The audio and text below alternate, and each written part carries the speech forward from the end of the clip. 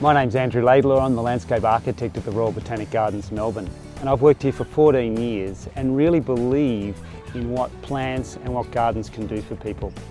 So when Moira came to me and asked whether I'd like to be involved in creating a children's garden in Gaza, I was just so excited about the possibility of doing that. To be able to bring a garden a little bit like this into a place like Gaza, is just the effect it will have on children could be untold. And not only children, but their carers and their parents and their families. The other thing I love about this project, when we started talking about it, it was really a project to create one garden. We're now actually thinking much broader than that. We're thinking about the global gardens of peace. And the Gaza is going to be our #1 garden. We're then hoping to be able to bring this to many other parts of the world. But to be able to bring this opportunity to children all around the world is just such an amazing opportunity. So where this brainchild first came from really was on a visit to Gaza with Philip Sucker, another committee member. We were over there picking up some children and looking at also kids who needed surgery to come to Australia. And while we were there, one thing that struck me was there were so many children, and I just found there was no parks and no gardens, there was no green. There was this wonderful stretch of beach, but there was nothing that we take for granted here in our countries, is just a tree and a park.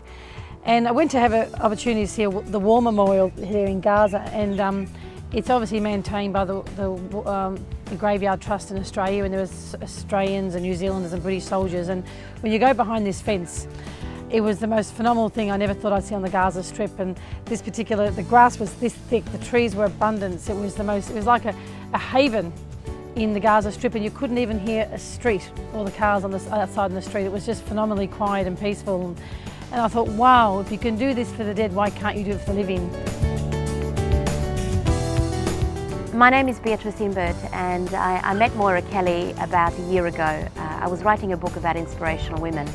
And Moira was certainly one of those women that had inspired me through my life about some of the wonderful work that she's done for children in war-torn countries. I'm excited to be part of this vision. It is something that shows me as an individual that I can make a difference, and I would absolutely encourage anyone who's ever wanted to make a difference that we can all do it.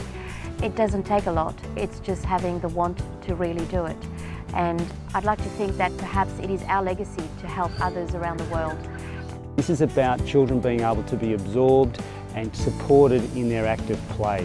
Play is like the work for children, and it really is such an important aspect of their lives and the way they grow into healthy adults.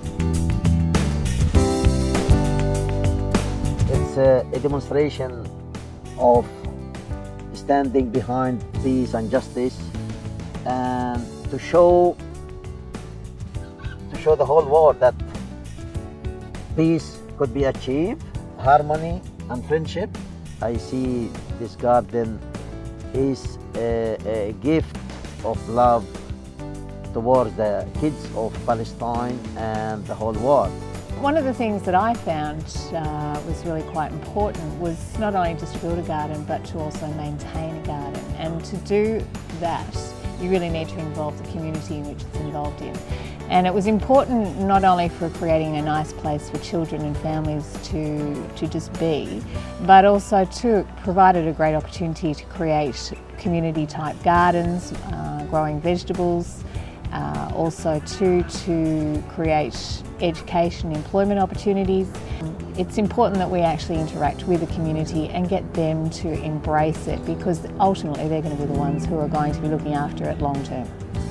I'm Louise Ward, and I've been involved with Moira Kelly for the last 20 years. I've travelled with her to many countries, and when she told me about her idea of the Global Gardens of Peace, I thought that was the most wonderful thing I'd heard of her. It's just such a wonderful project, something that everyone can get involved with and hopefully will make a big difference. The garden is a wonderful symbol of something that we all can, in the world, bring to these places. So how do you get involved? This is a garden for the people of the world to get involved in. I said this is a project called the Global Gardens of Peace. I'm just a girl from Melbourne, and so with the team we all came together with the common thought and the passion. So it's whether it's raising money, offering expertise, whether you have got some contacts that we can use or materials or suggestions. I said I'll invite all of you to come on board because it's a global project. One thing I noticed during my time in Bosnia was that there was no safe place to go for children and families, even during quiet times during the war. So come on board, and if you've got contacts, world leaders, we'd like some great patrons and most of all ambassadors. So this is certainly an inaugural garden in Gaza, and most importantly, it's Australian people who have initiated this and will move this on. It works with the environment, works with families and children, and most of all, it brings us all together, and there's no political agenda. We're not taking sides, we're here purely to bring people together. So it's a garden of great hope.